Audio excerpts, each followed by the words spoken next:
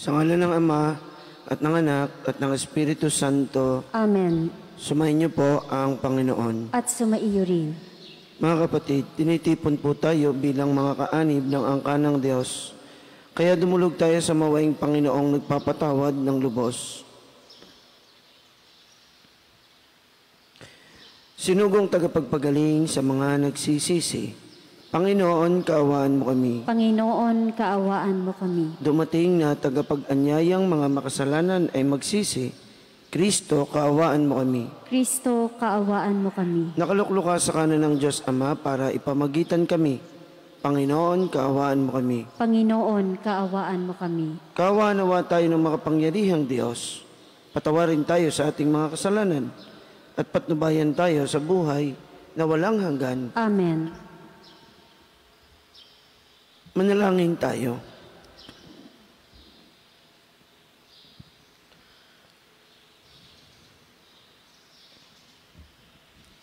Ama naming makapangyarihan, gawin mong lagi naming matapat na sundin ang loob mo upang kami wagas na makapaglingkod sa iyo. Sa pamamagitan ng Jesucristo, kasama ng Espiritu Santo, magpasawalang hanggan. Amen.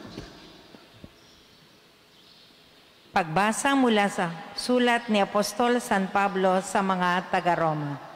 Mga kapatid, nagsasalita ako sa karaniwang paraan para madali ninyong maunawaan kung paanong ipinailalim ninyo ang inyong sarili sa karumihan at sa kasamaang palala ng palala. Ngayon na may ihandog ninyo ang inyong sarili sa katwiran sa ikapagiging banal ninyo. Noong alipin pa kayo ng kasalanan, hindi kayo saklaw ng katwiran. Ngunit ano nga ang napala ninyo sa mga bagay na iyon na ikinahihiya ninyo ngayon? Ang kinauuwian ng mga ito ay kamatayan. Ngunit ngayong pinalaya na kayo mula sa kasalanan at mga alipin na ng Diyos, ang natamo ninyo'y kabanalan at ang kauuwi ay buhay na walang hanggan. Sapagkat kamatayan ang kabayaran ng kasalanan, ngunit ang kaloob ng Diyos ay buhay na walang hanggan sa pamamagitan ni Kristo Jesus na ating Panginoon. Ang salita ng Diyos. Salamat sa Diyos. Salmong tugunan. Mapalad ang umaasa sa Panginoon tuwina. Mapalad ang umaasa sa Panginoon tuwina. Mapalad ang taong hindi naaakit niyong masasama, upang sundan niya ang kanilang payo't maling halimbawa. Ngunit sumasama sa sinumang taong ang laging adhikay, pagtawanan lamang at hamak-hamakin ang Diyos na dakila. Nagagalak siyang laging magsaliksik ng banal na aral. Ang utos ng poon siyang binubuhay sa gabi at araw. Mapalad ang umaasa sa Panginoon tuwina. Ang katulad niya ay isang punong kahoy sa tabing batisan. Sariwa ang dahot, laging namumunga sa kapanahunan.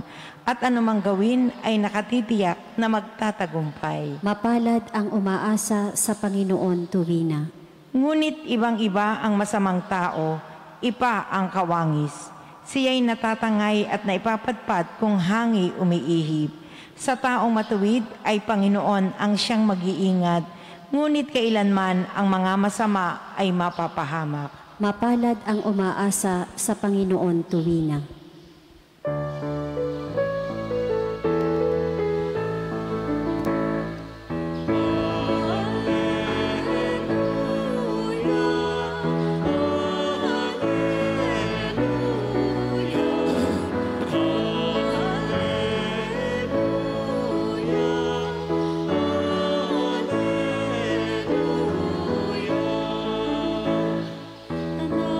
Aking tatalikdan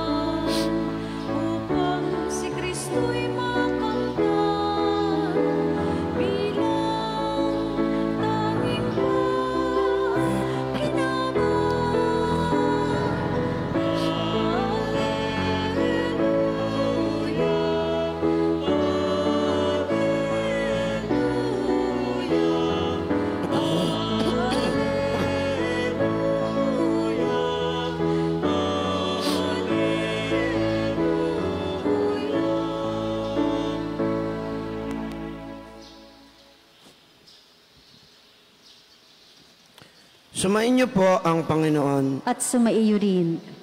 Ang mabuting balita ng Panginoon ayon kay San Lucas. Papuri sa iyo, Panginoon. Noong panahong iyon, sinabi ni Jesus sa kanyang mga alagad, "Naparito ako upang magdala ng apoy sa lupa at sana'y napagningas na ito.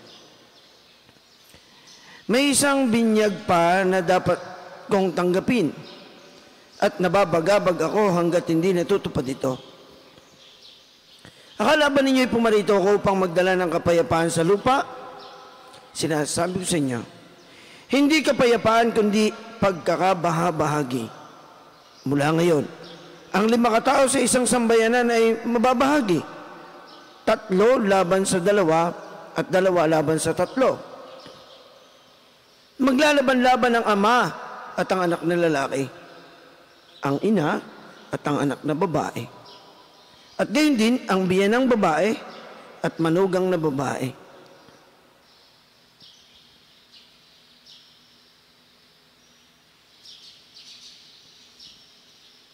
Ang mabuting balita ng Panginoon. Pinupuri ka namin, Panginoong Heso Kristo. Kaya pala po, laging magkaaway ang biyanan at saka yung manugang. Yan pala nakasulat sa Biblia. Kasundugan ho ninyo ang inyong mga biyanan. Ito parang since time immemorial ay problema na ito, no? Yung mga biyanan at saka yung mga manugang. Sino kaya ang talagang may problema? Yan ang isang problema na parang hindi pa nasosolve, simula pa noon. Yung pagkakagalit ng biyanan at saka ng manugang. Sino kaya ang may problema? Sino kaya ang maligalig, Ang biyanan o ang manugang? Biyanan. Sabi ng mga manugang, ang biyanan. Sino pa? Sabi naman ng manugang, naman, may tatalo pagkadiyan sa akin, biyanan. Naalala ko tuloy yung kwento ni Father Roland. Meron daw magkaibigan na sabi daw nung kaibigan pare, nakita may dalang piko at saka pala. Pare, saan ka galing? Sa sementeryo, pare. Ma? Kaya pala kayo may dalang piko at saka pala. O pare, naglibing ako. Sementeryo. Oy, ba't ang dami mong gasgas?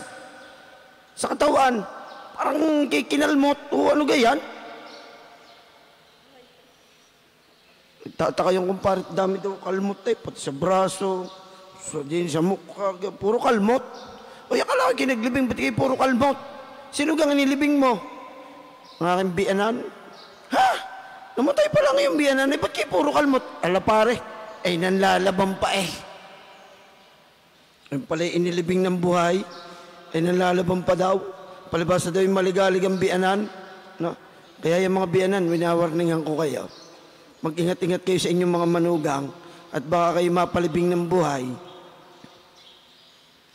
Nakakapag-alala itong mga salitang ito ni Jesus, ng ating Panginoon. Alam naman natin na ang Panginoon ay dumating para sa kapayapaan. Alam naman natin na siya'y dumating upang tayo ay iligtas.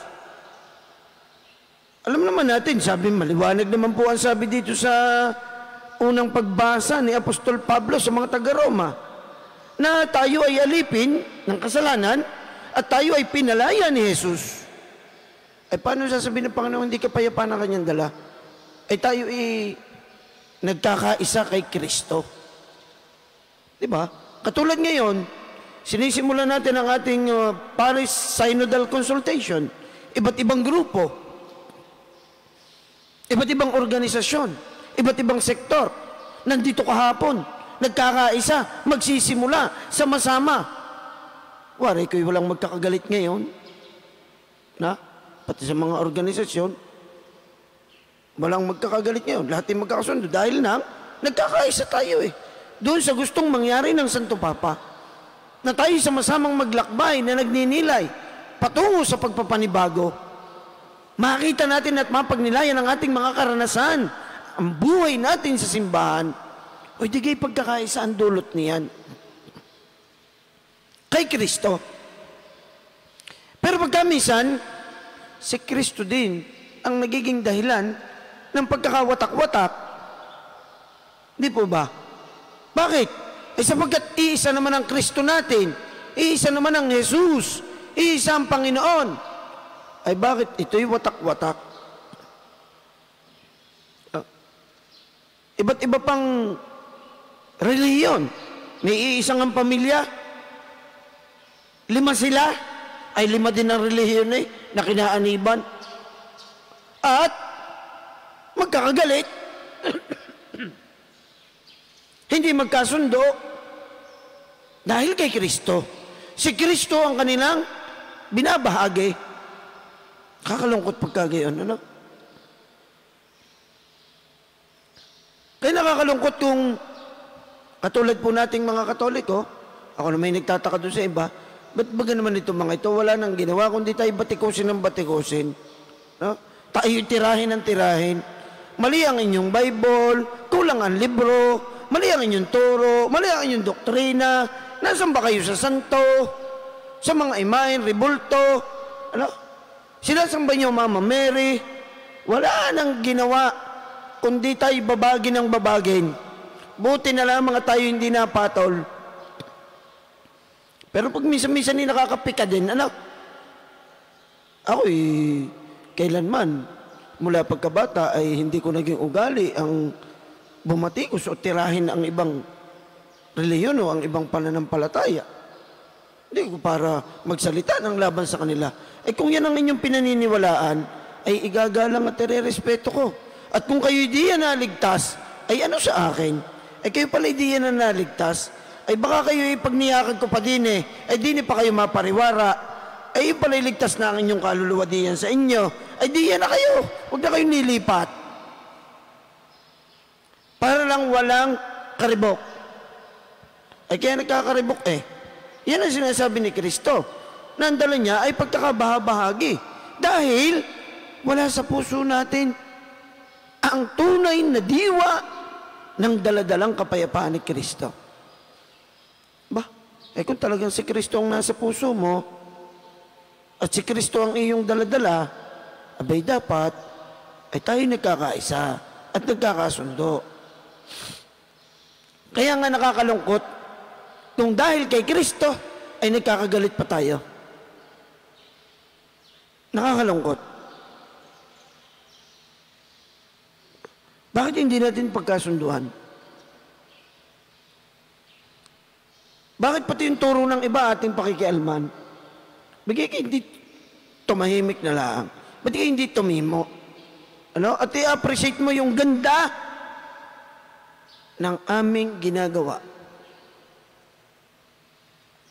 Naalala ko yung kwento ng aking, yung pong aking tiyo. Isa sa mga tiyo ko na seaman.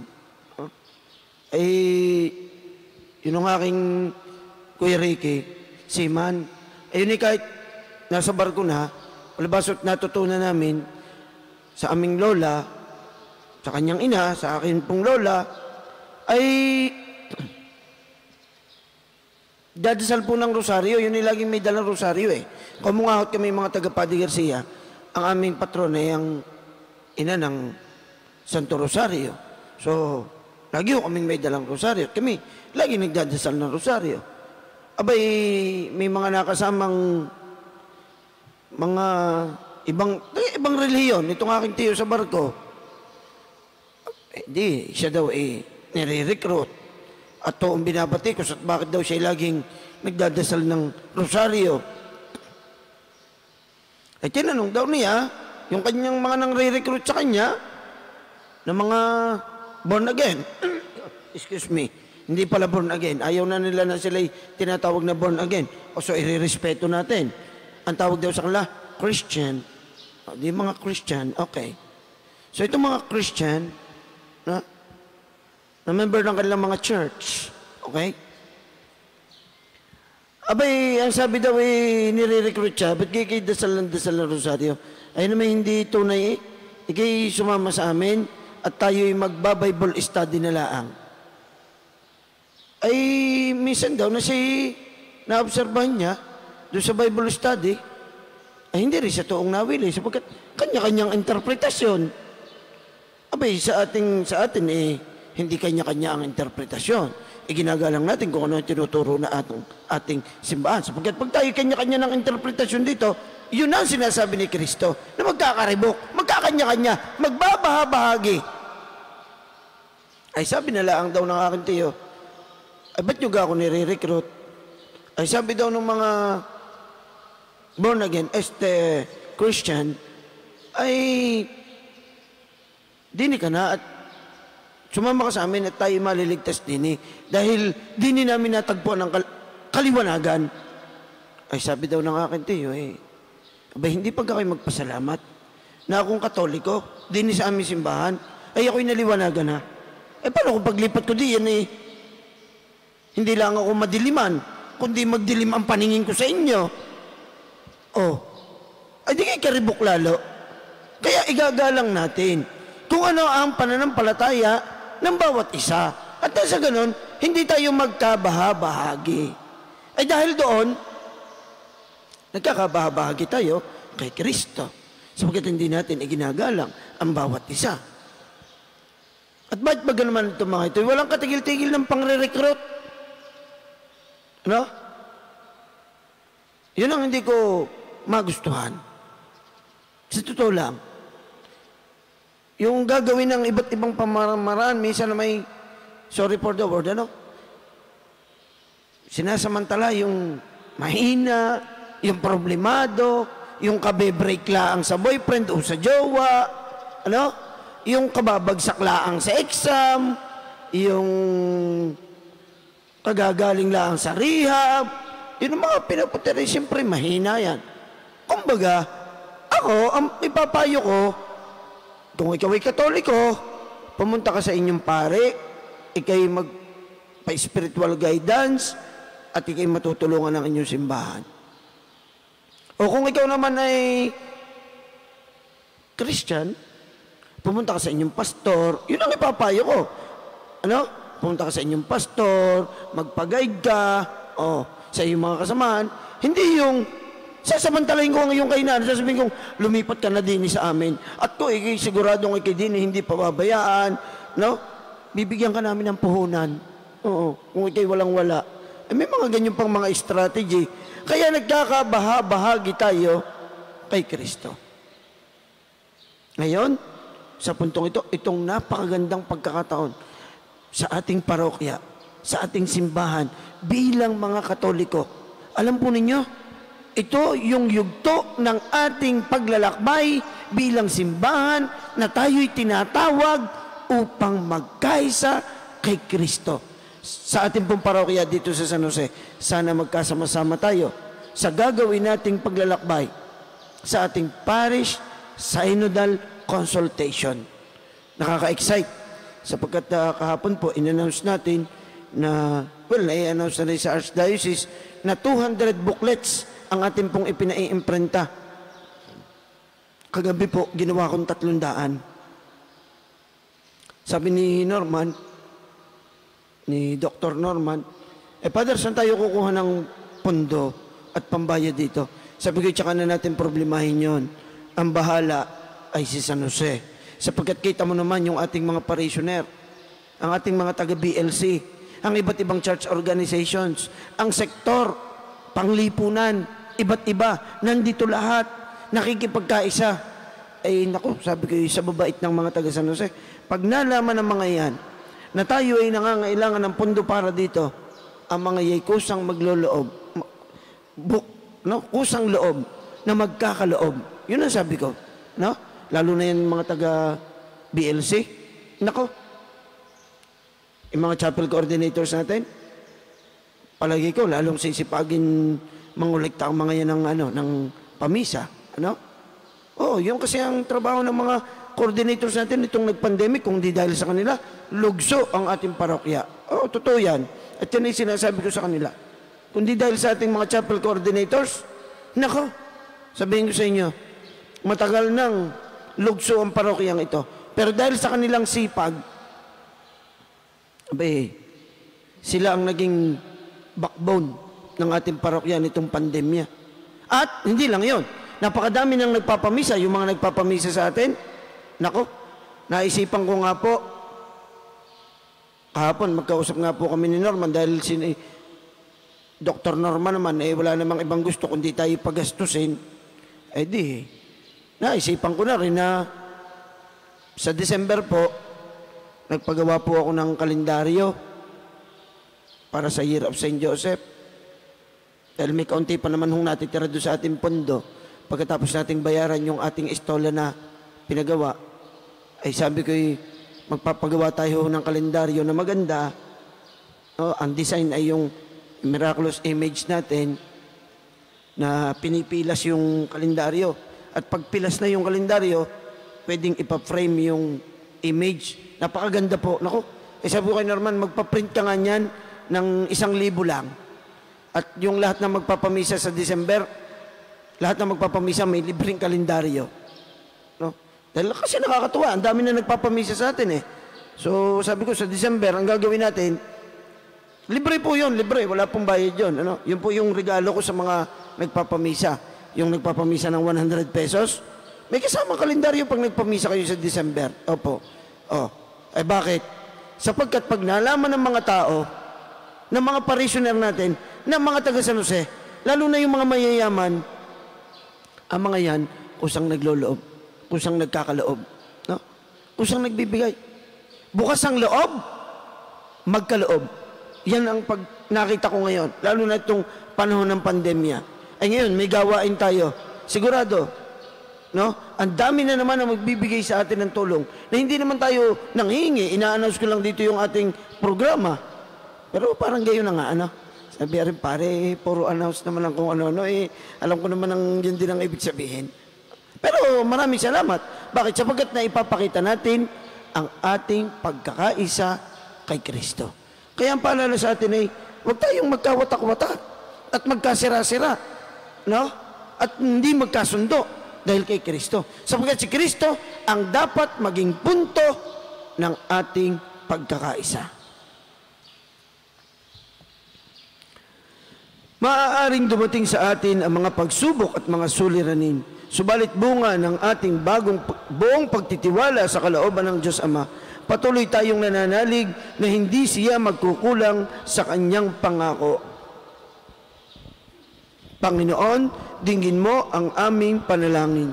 Panginoon, dinggin mo ang aming panalangin.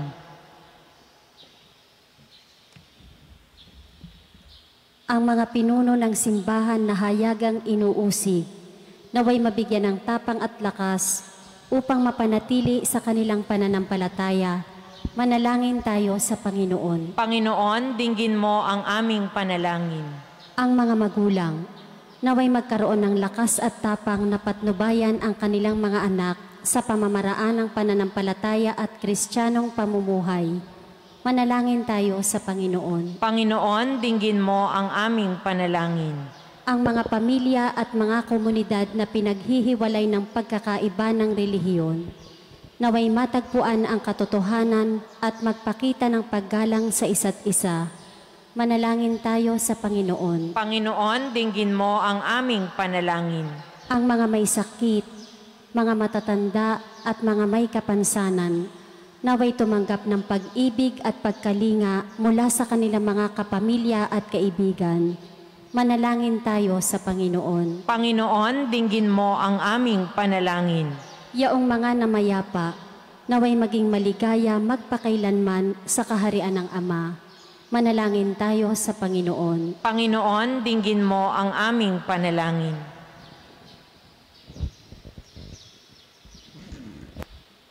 Ama naming Diyos, ipinadala mo ang iyong anak upang tulungan kami sa aming mga paghihirap. Kalingain mo kami sa aming mga sakit at bigyang lakas kami upang laging makatugon ng may pananalig sa iyong salita.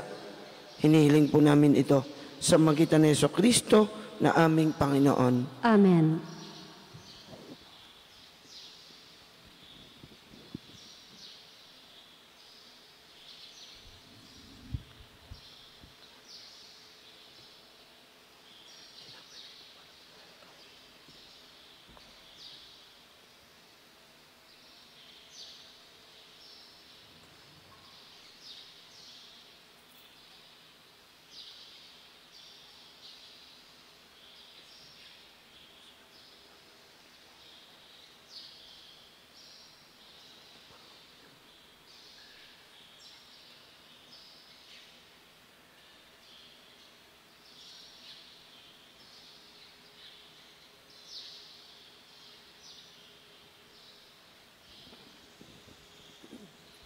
Manalangin po tayo mga kapatid upang ating paghahain ay kalugdan ng Diyos sa mga makapangyarihan. Tanggapin nawa ng Panginoon itong paghahain sa iyong mga kamay, sa kapurihan niya at karangalan, sa ating kapakinabangan at sa buong sambayanan niyang banal. Ama naming lumikha, ipagkaloob mong ikaw ay aming kusang mapaglingkuran sa paghahain namin ng mga alay na iyong bigay, upang kahit dalisayin ng iyong pagmamahal, sa paglilingkod namin ngayong ginaganap ang banal na pagdiriwang sa magitan ni Jesucristo kasama ng Espiritu Santo magpasawalang hanggan. Amen.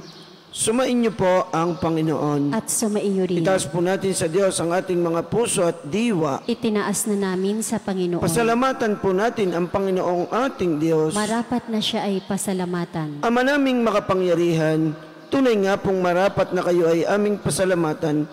Pinagbibigyan mong ito'y aming maihayag, kahit na ito'y walang anumang maidaragdag, sa kadakilaang sa iyo ay likas. Sa pagpupuri nami ang nakikinabang, ay kami ring iyong pinakikihirapan sa magitan ng iyong anak na minamahal. Kaya kaysa ng mga anghel na nagsisiawit ng papuri sa iyo nang walang humpay sa kalangitan, kami po'y nagbubunyi sa inyong kadakilaan. Santo, Santo, Santo Panginoon Diyos ng mga hukbo, napupuno ang langit at lupa ng kadakilaan mo. O sana sa kaitaasan, pinagpala ang naparirito sa ngalan ng Panginoon. O sana sa kaitaasan. Ama naming banal, ikaw ang bukal ng tanang kabanalan, kaya't sa pamamagitan ng iyong Espiritu, gayon mong banal ang mga kaloob na ito, upang para sa amin ay maging katawan at dugo ng aming Panginoong Jesucristo. Bago niya pinagtiis ang kusang loob na maging handog, hinawakan niya ang tinapay, pinasalamatan kaniya, pinagati-hati niya yon, iniabot sa kanyang mga alagad at sinabi, "Tanggapin ninyong lahat ito at kanin. Ito ang aking katawan na ihandog para sa inyo."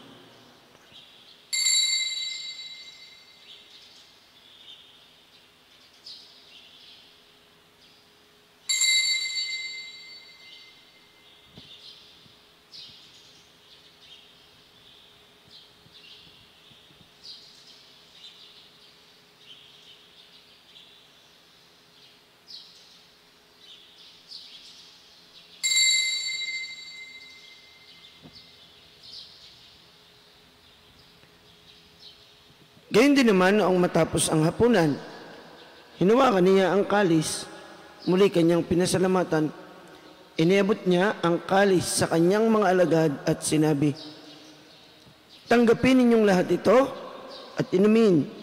Ito ang kalis ng aking dugo, ng bago at walang hanggang tipan, ang aking dugo na ibubuhos para sa inyo at para sa lahat, sa ikapagpapatawad ng mga kasalanan. Gawin ninyo ito sa pag-alaala sa akin."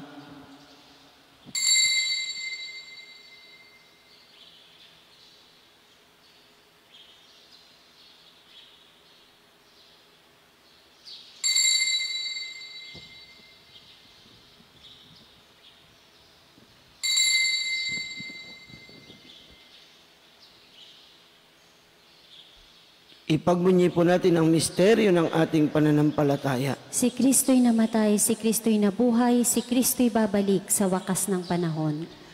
Ama, ginagawa po namin ngayon ang pag-alaala sa pagkamatay at muling pagkabuhay ng iyong anak. Kaya tiniaalay po namin sa inyo ang tinapay na nagbibigay buhay at ang kalis na nagkakaloob ng kaligtasan. Kami nagpapasalamat dahil kami iyong minarapat na tumayo sa harap mo para maglingkod sa iyo. Isinasamo po namin kaming magsasalo-salo sa katawan at dugo ni Kristo ay mabuklod sa pagkakaisa sa pamamagitan ng Espiritu Santo. Ama, lingapin po ninyo ang inyong simbahang laganap sa buong daigdig. Puspusin po ninyo kami sa pag-ibig. Kay San Francisco na aming Santo Papa,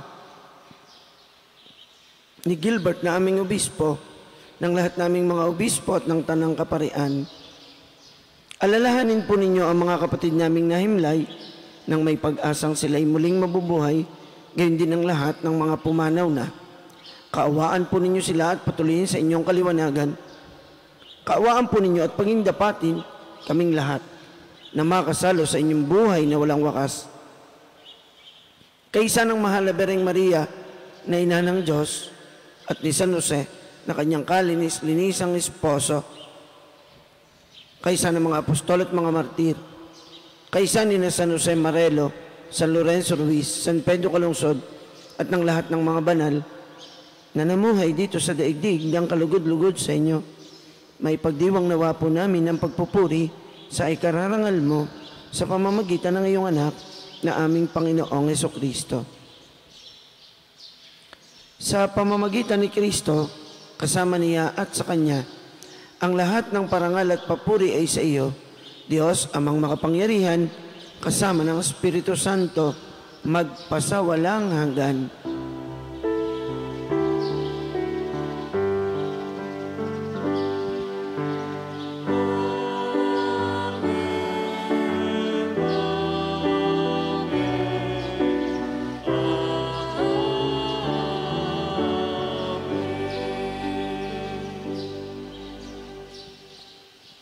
Sa tagubilin po ng mga nakagagaling na utos at turo ni Jesus sa Panginoon natin at Diyos, ipahayag po natin ang may lakas loob.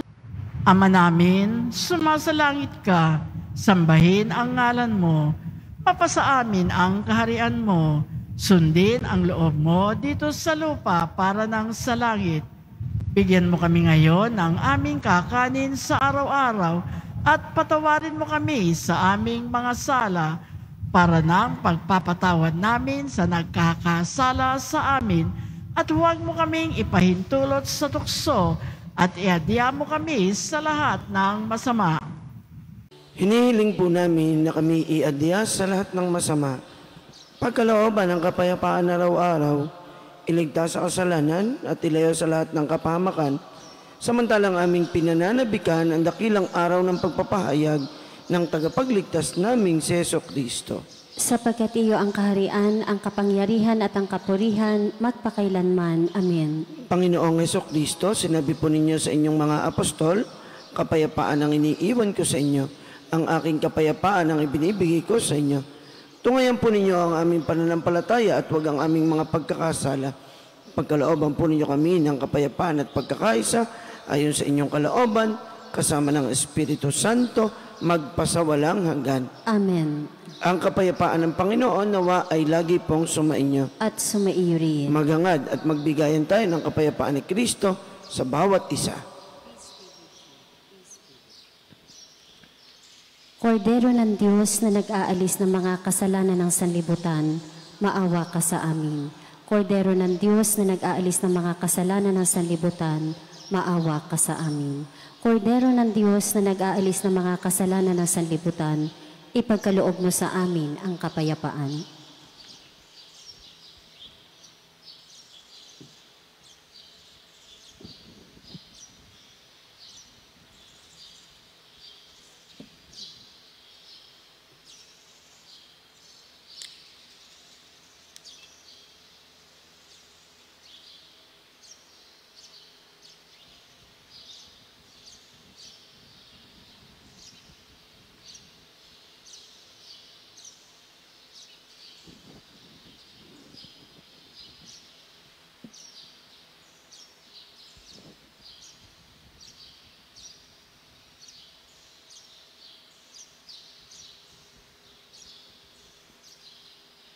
Ito po ang kordero ng Diyos, ang ating Panginoong Hesukristo, na siyang mag-aalis at magpapatawad ng ating mga kasalanan. Mapapalad tayong lahat na inaanyayang magkasalo sa kanyang banal na piging. Panginoon, hindi ako karapat-dapat na magpatuloy sa iyo, ngunit sa isang salita mo lamang ay gagaling na ako. Ang katawan ni Kristo. Amen. Panginoong Jesus, ako ay nananalig na ikaw ay nasa kabanal-banalang sakramento sa altar. Iniibig kita ng higit sa lahat at minimithi kong tanggapin ka sa paraang espiritual dahil hindi ko kayang tanggapin sa panahon ngayon ang iyong katawan at dugo sa banal na sakramento. Kahit man lang sana ay matanggap kita sa paraang espiritual sa aking puso. Niyayakap kita na para bang andito ka na talaga sa aking puso at iniaalay ko ng buong puso ang aking sarili sa iyo. Huwag mong pahintulutang mawalay ako sa iyo. Amen. Ama naming mapagmahal, gawin mo sa aming banal na pakikinabang, kami ngayon ay iyong matulungan at mahubog para mamuhay sa kalangitan sa magitan ni Jesucristo kasama ng Espiritu Santo magpasawalang hanggan. Amen. Sumayin niyo po ang Panginoon. At sumaiyo rin. Patnubayan nawa po kayong lagi ng poong may kapal upang laging sumayin niyo ang kanyang kapayapaan at pagliligtas na magpasawalang hanggan. Amen. At naway pagpalain po kayong lahat na makapangyarihan at lubhang mapagmahal nating Diyos ng Ama at ng Anak at ng Espiritu Santo. Amen. Ang banal na misa ay naialay na.